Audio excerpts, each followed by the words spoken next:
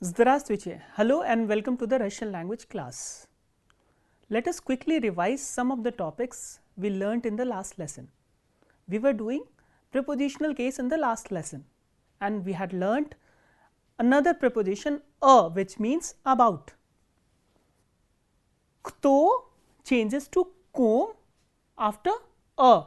So, after a we use the prepositional case. A kom is about whom. So, kom is the form of kto. The same way achom means about what. Chom has been derived from the word shto. So, shto is the nominative case and chiom is the prepositional case. So, how do we answer akom? We use an animate noun in the prepositional case. For example, akom vi razgovarivaite. Akom vi razgovarivaite. Who are you talking about? Ya razgovarivayu a macheri. So, mach becomes macheri in the prepositional case. So, I am talking about my mother. The same way, if the question is achom vi raskazivaite. Ya raskazivayu a filme. So, I am narrating about a film or a movie. The next we have also done the personal pronouns in the prepositional case. So, what happens when we use personal pronouns in the prepositional case? That means, after certain prepositions where, na, a. So, here I have written the forms of a. So, what happens when we use personal pronoun ya with a, which means about me. Abamnie is about me, and here you have to memorize this thing that with minye we use aba. The same way ti, which is you, becomes a chibye, on becomes a nyom, ana a nyei, mi first person plural number becomes a nas, we second person plural number becomes a vas, third person plural number which is ani becomes a nich. Abamnie, a chibye, a nyom, a nyei, a nas, a vas and a nich. So, let us move on to the topics that we are going to learn today.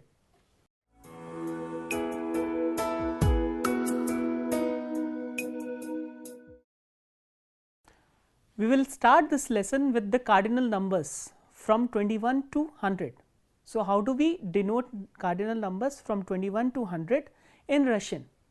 So far we have already discussed how do we denote numbers from 0 to 20 in the previous lessons. So, let us do the numbers from 21 to 100. I have written the Russian counterpart of the numbers 21. So, 21, like in English we say 20 and 1, the same way in Russian also we say 20, which is dvasat, and ajin. Dvasat ajin is 21.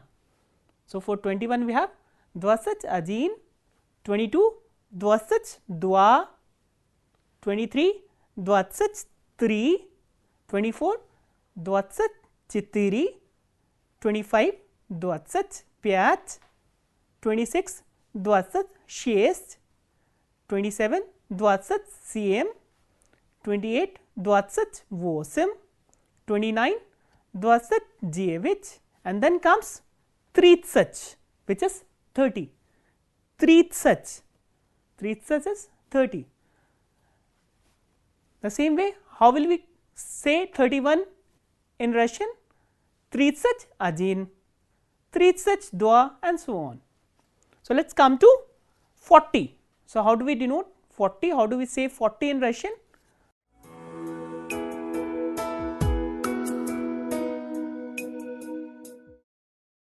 We have already discussed the interrogative word shto, which means what, and I have to tell you that shto is also used as a conjunction. What do you understand by the word conjunction? Conjunction is used to combine either two words or two sentences. So, what happens when shto is used as a conjunction? It can mean either what, which is its usual meaning, or it can mean that also. So, let us see the meanings of что as conjunction. Okay, I have written here two sentences. Let us take the first sentence. Я знаю, что ты пишешь. Я знаю, что ты пишешь. I know what are you writing. So, here in this sentence, this что means what. Я знаю, что ты пишешь. Let us come to the second sentence, which is я знаю, что он хорошо говорит по-русски. Я знаю, что он хорошо говорит по-русски. I know that he speaks Russian well. Я знаю, что он хорошо говорит по-русски. So, here in this sentence, the что, which is a conjunction, means that. So, it can mean what and it can mean that depending on the context. So, this is что, which is an interrogative word. It can also be used as a conjunction and it can mean either what or that.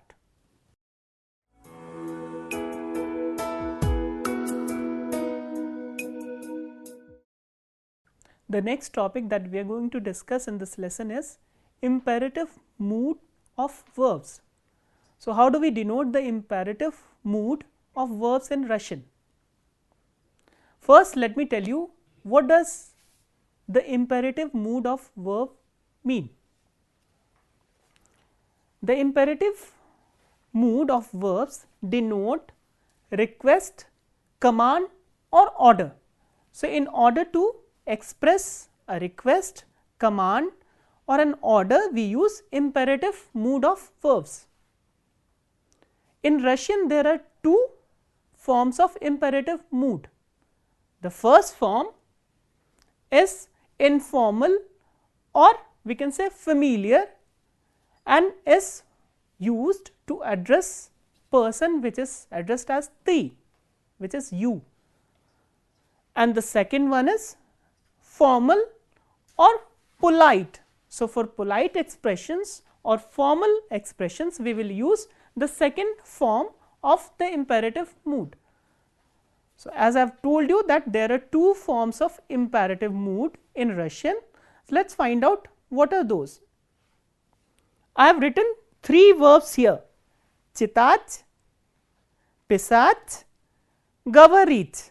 Читать is to read, писать is to write and говорить is to speak.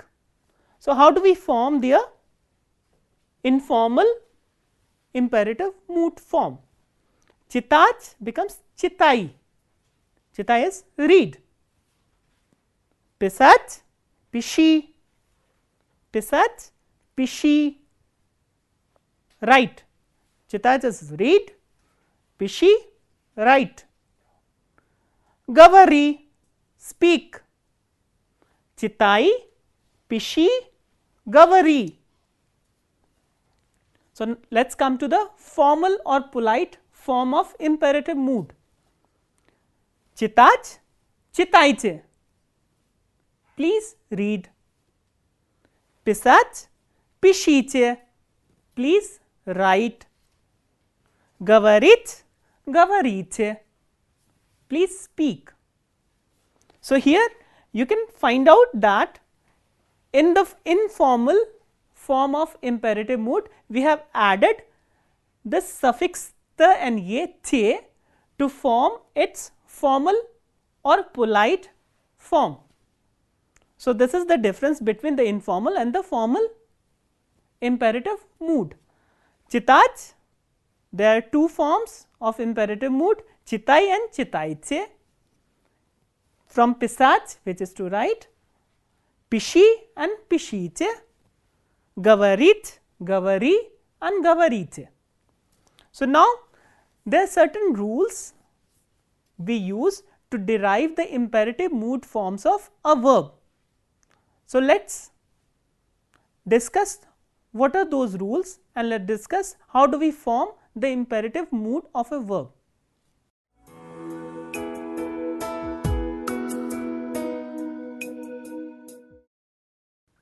Let us find out the rules that we follow to form the informal or familiar or formal or polite form of imperative mood of a verb. So, how do we derive these two forms from a verb? So, we have certain rules that we need to follow while doing that. Generally, the imperative mood forms are derived from any form. So, first you have to find out the any form of a verb. So, the conjugation of a verb, whatever is used with any. For example, normally in any you will find either at or yat, ut or youth as the endings. So, what we do is we replace these endings with e kratke, e or a soft sign in the informal one, and we replace the ending with iche, iche or soft sign ta ye, and that is how we derive the imperative mood form of a verb. So, let us do the examples. So, I have written these three endings has to be replaced from this any form of a verb. For example, chitach. So, the first example I have taken is chitach. So, how do we conjugate chitach? Ya chitayu, ani chitayut. As I have already told you that the imperative forms are derived from the ani form. So, here I have underlined this chita. So, after removing youth, what remains is the stem of the verb. So, if the stem, which is chita here, ends with a vowel. So, here as you can see, chita ends with a vowel. So, the stem ends with a vowel. So, if that is the case, then we add e kratke to form the informal imperative mood. So, from chitach we derive chitai as the informal or familiar imperative mood, and chitaiche as the formal or polite imperative mood. Why? Because the stem of this verb ends with a vowel, chita. Chitach, chitai, chitaiche. The same way, panimach, panimach, the stem of panimach also ends with a vowel, which is a. The same way, the informal imperative mood will be panimai and formal will be panimaiche. Let us move on to the other verb. So, I have taken pisach. Pisach is to write. How do we conjugate the verb pisach? Ya pishu, ani pishut. Ya pishu, ani pishut. So, let us take the stem here. So, what is the stem? Pish. Here also pish. So, what happens if this is the case? We have to first understand where is the stress in the first person singular number form of the verb. So, here the stress is on the ending. The ending is stressed and the stem ends with a consonant sh. So, pishu and pishut. So, if that is the case, when in the first person singular number the ending is stressed and the stem ends with a consonant, we use e to form its informal imperative mood. So, from pisach we will derive pishi and the formal one will be pishiche.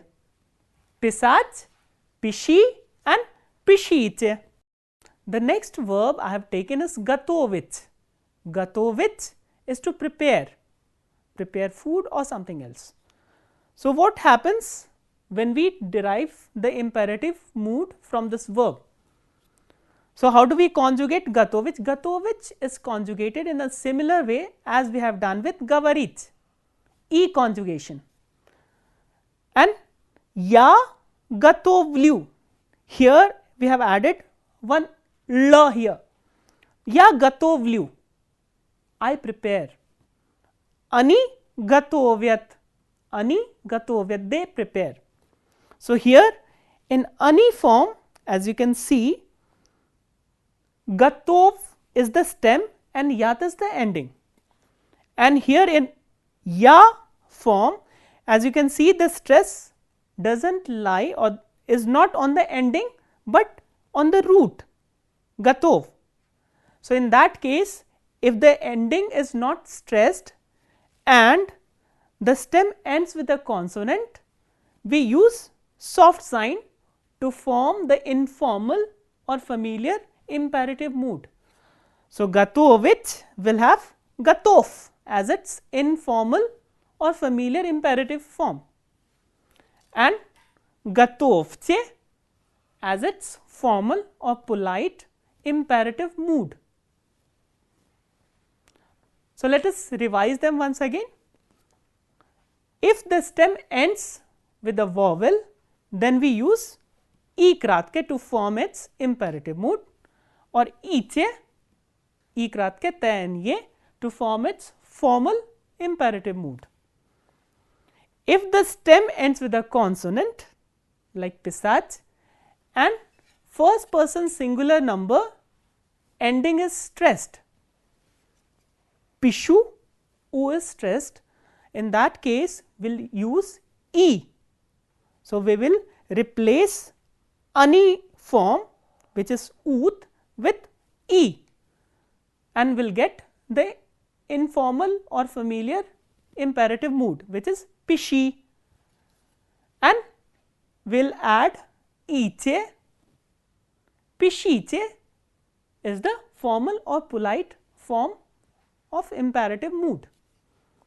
The third one is when the stem ends with a consonant and the first person singular number, the ending is not stressed, like in gatovit ya gatovliu.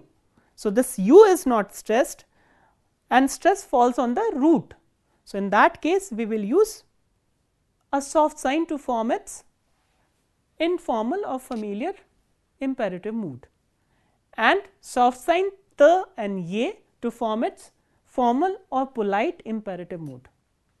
So chitach, chitai, chitaiche, pisach, pishi, pishiche, gatovit, gatov, gatovche, gavarit, gavari, gavariche, and so on.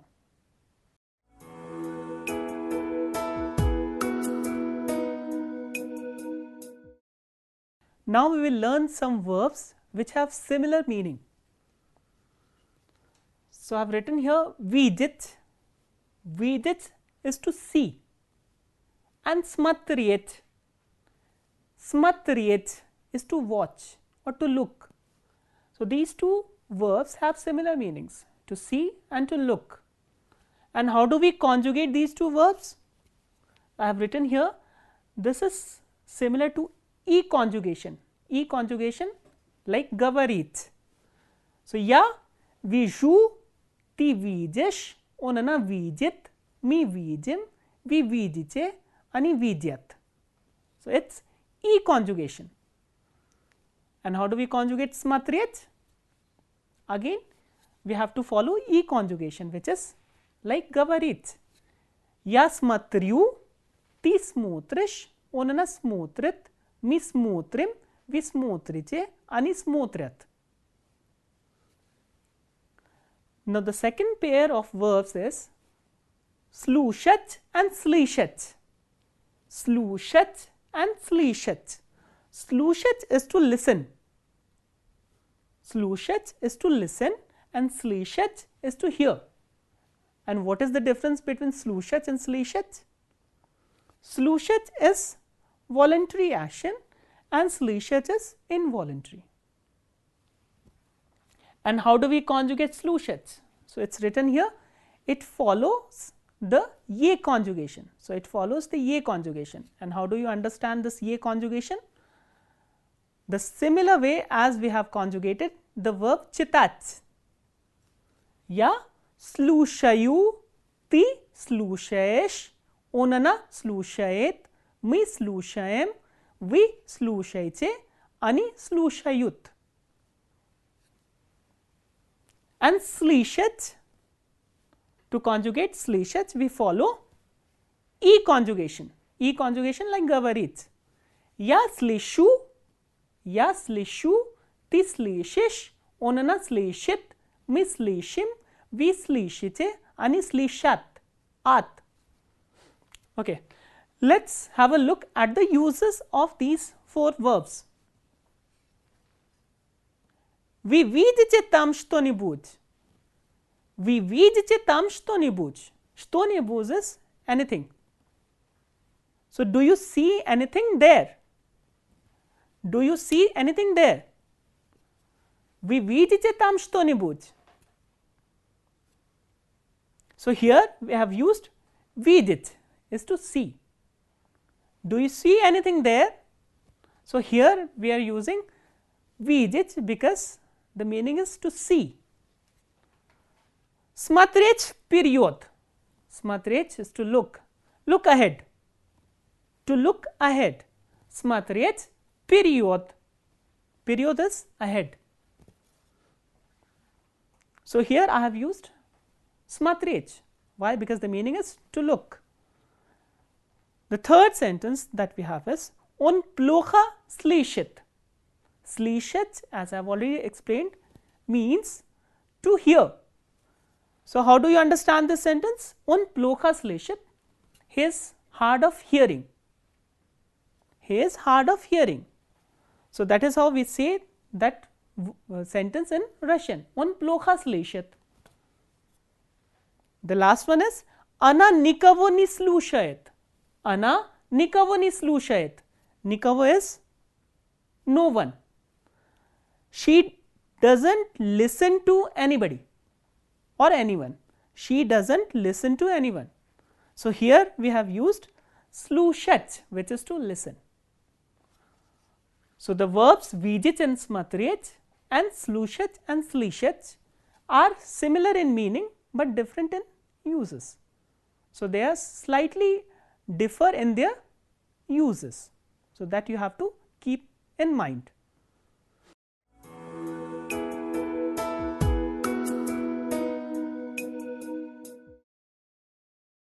So, now I will read out a dialogue. Please listen to the dialogue carefully and try to understand. Извините, это рыба?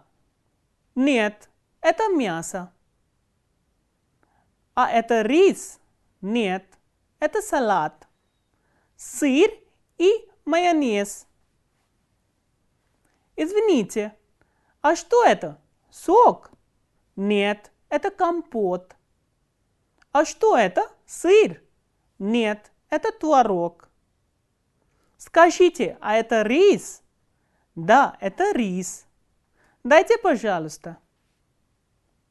So now I will tell you the meaning of this dialogue.